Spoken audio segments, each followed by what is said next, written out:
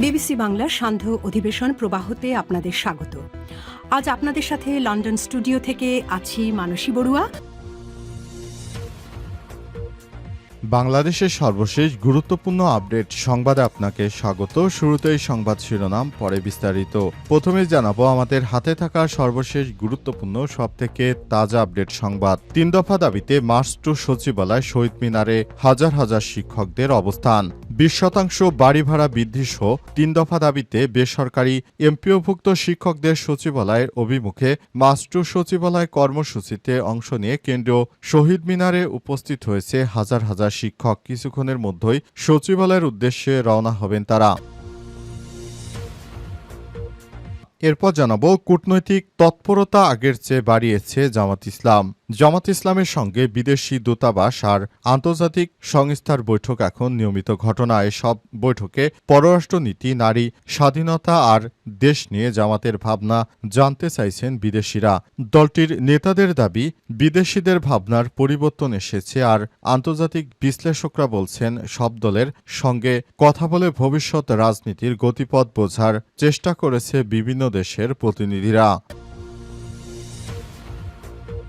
এদিকে মিরপুরে কেমিক্যাল গোডাউনে ভয়াবহ আগুন।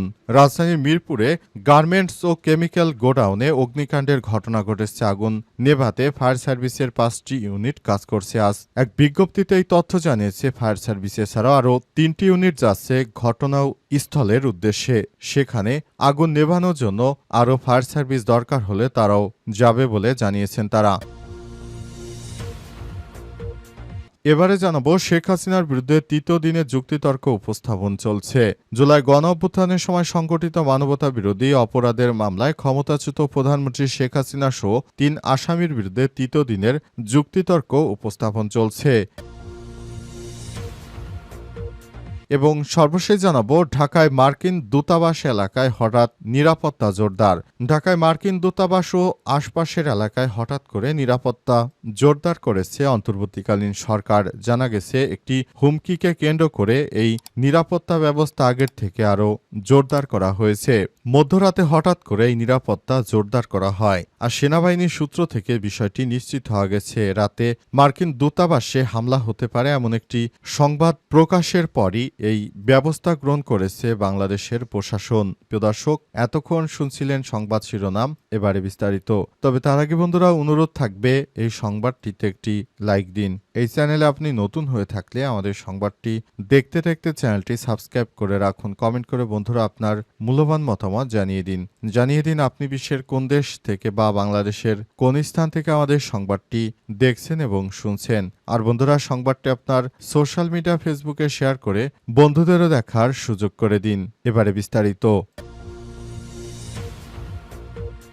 3 দফা দাবিতে মার্চ টু সচিবালয়, শহীদ মিনারে হাজার হাজার শিক্ষক। 20% বাড়ি ভাড়া বৃদ্ধি সহ 3 দফা দাবিতে বেসরকারি এমপিওভুক্ত শিক্ষকদের সচিবালয় অভিমুখে মার্চ টু সচিবালয় কর্মসূচিতে অংশ নিতে কেন্দ্রীয় শহীদ মিনারে উপস্থিত হয়েছে হাজার হাজার শিক্ষক। কিছুক্ষণের মধ্যেই তারা সচিবালয়ের উদ্দেশ্যে রওনা হবেন। মঙ্গলবার 14 অক্টোবর দুপুর 12টায় কেন্দ্রীয় শহীদ মিনারে গিয়ে এমন চিত্র দেখা গেছে। এ সময় জাতীয়করণ প্রত্যাশী জোটের যুগ্ম সদস্য সচিব শিক্ষক আবুল বাশার বলেন, আমাদের দাবি বাস্তবায়ন করতে কিছুক্ষণের মধ্যেই সচিবালয় অভিমুখে মার্চ টু সচিবালয় যাত্রা শুরু করব। রোববার শিক্ষকদের উপর পুলিশ হামলা চালিয়েছে। আজ আমাদের উপর হামলা করলে আরও কঠোর কর্মসূচি ঘোষণা করা হবে। শিক্ষকরা জানান, আমাদের কর্মবিরতি চলবে। 20% বাড়ি ভাড়া, 1500 টাকা মেডিকেল ভাতা ও কর্মচারীদের জন্য 75% উৎসব ভাতার প্রজ্ঞাপন জারি করা না পর্যন্ত শিক্ষকরা শ্রেণীর কার্যক্রমে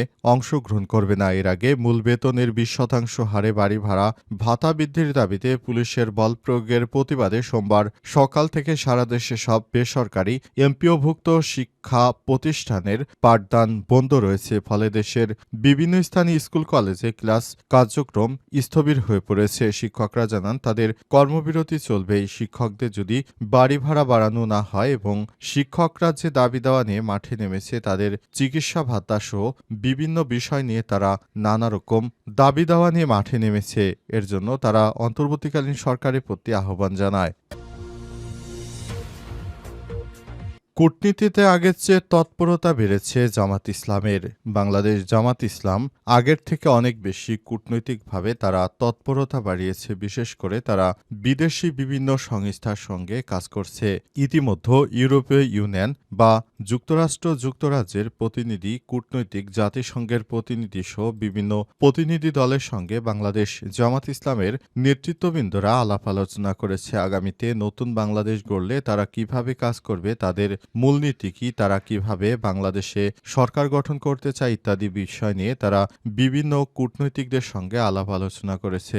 বিশেষ করে জার্মানি, জাপান সহ বিশ্বের সব রাষ্ট্রদূতদের সঙ্গে জামাত ইসলামের পক্ষ থেকে অনেক বেশি মেলা হচ্ছে। তারা অন্তর্বর্তীকালীন সরকারের প্রধান উপদেষ্টা প্রফেসর ডক্টর মোহাম্মদ ইউনূসের প্রতিও ধন্যবাদ জানিয়েছে। তারা চায় আমরা নতুন বাংলাদেশ গড়তে বদ্ধপরিকর। এজন্য কূটনৈতিকদের সঙ্গেও তারা আগের থেকে অনেক বেশি সখ্যতা গড়ে তুলেছেন। বিভিন্ন দেশের কূটনৈতিকরা ইতিমধ্যেই বুঝতে পেরেছে দেশে যে কন্ডিশন চলছে তাতে আগামীতে জামাত ইসলাম ক্ষমতায় আসতে পারে। এজন্য তারা বাংলাদেশ জামাত ইসলামের সঙ্গে দেখা করে বিভিন্ন বিষয়ে তারা কথাবার্তা বলছে। মিরপুর কেমিক্যাল গোডাউনে আগুন। রাজধানীর মিরপুরে গার্মেন্টস ও কেমিক্যাল গোডাউনে অগ্নিকাণ্ডের ঘটনা ঘটেছে। আগুন নেভাতে ফায়ার সার্ভিসের 5টি ইউনিট কাজ করছে। আজ এক বিজ্ঞপ্তিতে এই তথ্য জানায় ফায়ার সার্ভিস। বিষয়টি নিশ্চিত করে ফায়ার সার্ভিসের সদর দপ্তরে মিডিয়া সেলের কর্মকর্তা তালহা বিন জসিম এই তথ্য নিশ্চিত করেন। রাজধানীর মিরপুরে রূপনগরের শিয়ালপাড়ি এলাকায় গার্মেন্টস ও কেমিক্যাল গোডাউনে আগুন লাগার ঘটনা ঘটেছে। খবর পেয়ে ঘটনাস্থলে ফায়ার সার্ভিসের 5টি ইউনিট একযোগে কাজ শুরু করেছে। আরও 3টি ইউনিট ঘটনার দিকে রওনা দিয়েছে। প্রাথমিকভাবে আগুন লাগার কোনো কারণ জানা যায়নি কিংবা ক্ষয়ক্ষতির পরিমাণ সম্পর্কে এখনও ধারণা করা যায়নি।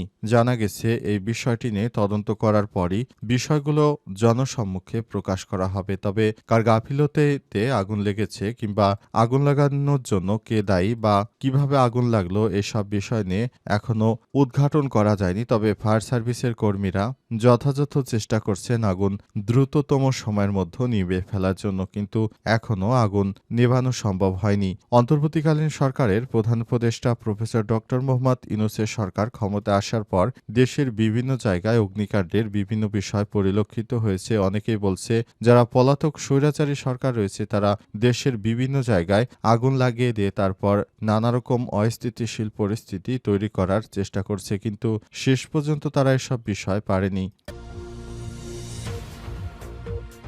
শেখ হাসিনার বিরুদ্ধে তৃতীয় দিনের যুক্তিতর্ক উপস্থাপন চলছে। জুলাই গণ-অভ্যুত্থানের সময় সংগঠিত মানবতাবিরোধী অপরাধের মামলায় ক্ষমতাচ্যুত প্রধানমন্ত্রী শেখ হাসিনা সহ 3 আসামির বিরুদ্ধে তৃতীয় দিনের যুক্তিতর্ক উপস্থাপন চলছে। আজ বেলা 11:40 দিকে আন্তর্জাতিক অপরাধ ট্রাইব্যুনালের এই যুক্তিতর্ক উপস্থাপন শুরু হয়। বিচারপতি গোলাম মুর্তজা মজুমদারের নেতৃত্বাধীন ট্রাইব্যুনাল 1-এ যুক্তিতর্ক তুলে ধরেন চিফ প্রসিকিউটর তাজুল ইসলাম। এর আগে 13 অক্টোবর দিনভর মামলার দালিলিক প্রমাণ, প্রেস অব অকারেন্স, গণহত্যার বিস্তারিত যুক্তি থাকা বিভিন্ন পক্ষ ও জুলাইয়ের ঘটনাগুলো তুলে ধরেন। এদিকে কুষ্টিয়ার 6 জনকে হত্যার ঘটনায় মানবতাবিরোধী অপরাধের মামলায় জাসদ সভাপতি হাসানুল হক ইনুর বিরুদ্ধে অভিযোগ গঠনের শুনানি পিছিয়ে 23 অক্টোবর নির্ধারণ করেছে আন্তর্জাতিক অপরাধ ট্রাইব্যুনাল 2। ইনুর আইনজীবীর সময় আবেদনের প্রেক্ষিতে ট্রাইব্যুনাল এ আদেশ দেন। অন্যদিকে কুষ্টিয়ায় 6 জনকে হত্যাসহ জুলাই অগস্টে মানবতাবিরোধী অপরাধের মামলায় 23 অক্টোবরের মধ্যে আওয়ামী লীগের যুগ্ম সম্পাদক মাহবুবুল আলম হানিফ সহ 4 জনকে ট্রাইব্যুনালে হাজির হতে পত্রিকায় বিজ্ঞপ্তি প্রকাশের নির্দেশ দিয়েছে ট্রাইব্যুনাল 2। তাদেরকে আটক করে বিভিন্নভাবে জিজ্ঞাসাবাদ করা হবে বলে ট্রাইব্যুনালের পক্ষ থেকে নিশ্চিত করা হয়েছে। তাই মাহবুবুল আলম হানিফ সহ যারা আওয়ামী লীগের প্রসিদ্ধ নেতাকর্মী ছিলেন তাদের বিরুদ্ধে গ্রেপ্তারি পরোয়ানা জারি করেছে।